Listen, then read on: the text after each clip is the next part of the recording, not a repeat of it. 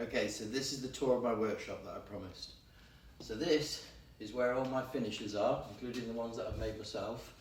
All my sanding extras, sharpening extras, the dowels that go with the domino, and all the things that go with the vac system and the bulbs.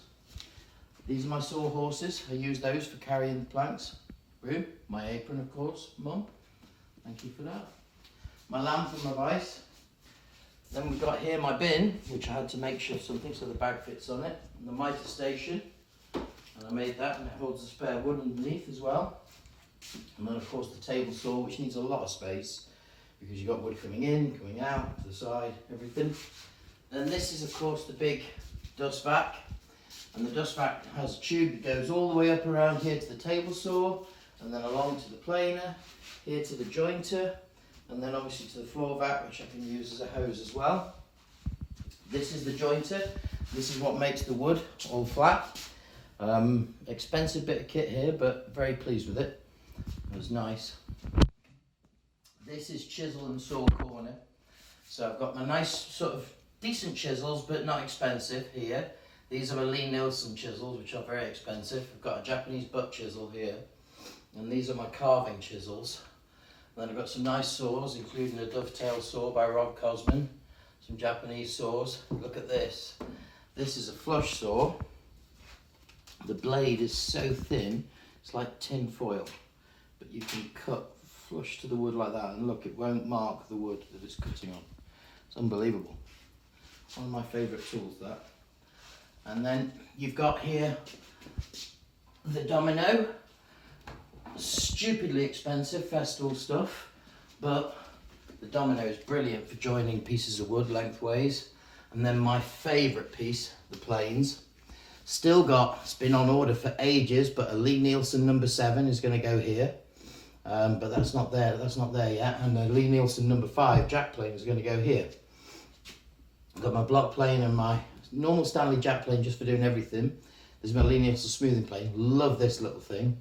Tiny little mini block plane. It'll do micron thick shavings. Router plane, Lee Nielsen, and everything is named, you can see. So it's important for things like this. This says is made by Suna Saburo, rabbit plane, made with super blue steel, which if I die is important because this guy is a famous Japanese artist, and this plane is worth a lot of money. And the scraper. Then we got the angle grinder, which Elizabeth uses mostly for concrete, but I can do it for wood carving as well.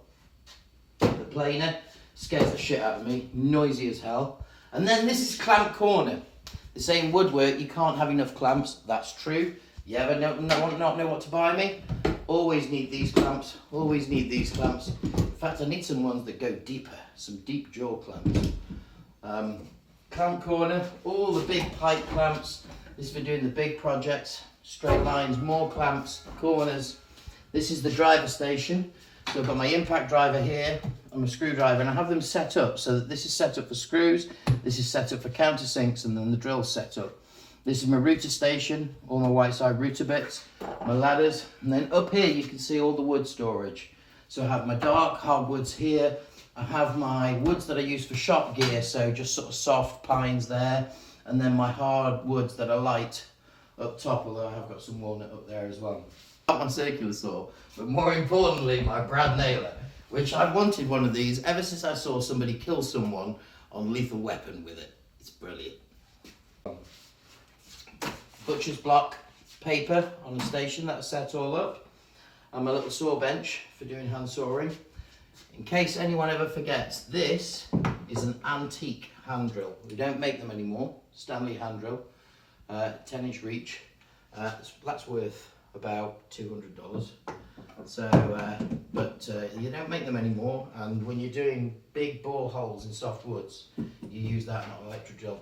My electric drill set up, so I've got the 3 things, that one I've got the drill, countersink and the screwdriver. All my hardware here, and the batteries. And then this is what this started as 6 months ago. 6 months ago, all I had was this. This is my strop, and I keep that out permanently because whenever I'm using a chisel, just always strop it straight away. And then this, you saw me build this. This is my assembly table. I don't have a Rubo bench yet with vice, but it's got my little chisel plane on the end of it. That chisel plane, Lee Nielsen's a secret little thing. It's great for scraping off glue in corners and things like that, which is what I'm doing right now on this particular project, which you can see.